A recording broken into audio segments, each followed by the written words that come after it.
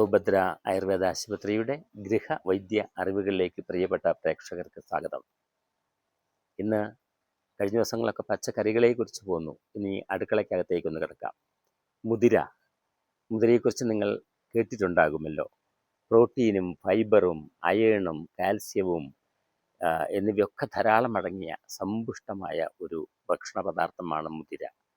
ശരീരത്തിൻ്റെ ഭാരം കുറയ്ക്കാൻ വളരെ നല്ലത്, പ്രമേഹത്തെ നിയന്ത്രിക്കാൻ വളരെ നല്ലത്, വൃക്കയിലെ കല്ലിനെ തടയും, കൊളസ്ട്രോളിലെ ചീത്ത കൊളസ്ട്രോളിനെ കളയും, പ്രതിരോധശേഷി വർദ്ധിപ്പിക്കും, ശരീരത്തിന് ആവശ്യമായ ഊർജം നൽകും, ചൂടും ഊർജവും നൽകി തണുപ്പ് കാലത്തുള്ള രോഗങ്ങളിൽ നിന്നും സംരക്ഷിക്കും, ഹൃദയാരോഗ്യത്തെ മെച്ചപ്പെടുത്തും, കഫത്തെ കുറയ്ക്കും.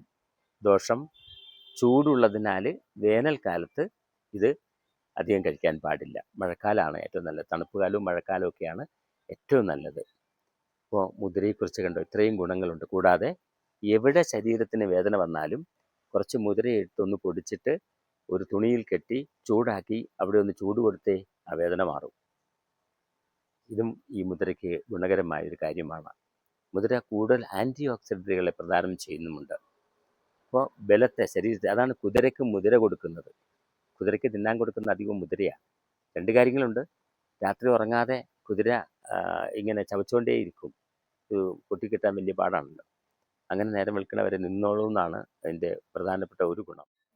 കഴിഞ്ഞ ദിവസത്തെ ചോദ്യം ഇതാണ്: ഗർഭസ്ഥ ശിശുവിൻ്റെ വളർച്ചയ്ക്ക് ആവശ്യമായ ഒരു ഔഷധച്ചെടി വെണ്ടയ്ക്കയാണ്.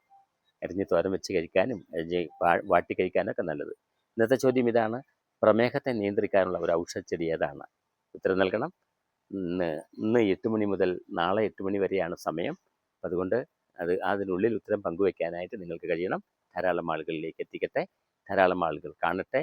ഈ പോഷക സമൃദ്ധമായ ഭക്ഷണം ശരീരത്തിൻ്റെ ആരോഗ്യത്തിന് ജീവിതത്തിൽ ഏതെങ്കിലും ദിവസങ്ങളിലൊക്കെ ഉൾപ്പെടുത്താൻ നിങ്ങൾക്ക് കഴിയണം. നന്ദി, നമസ്കാരം.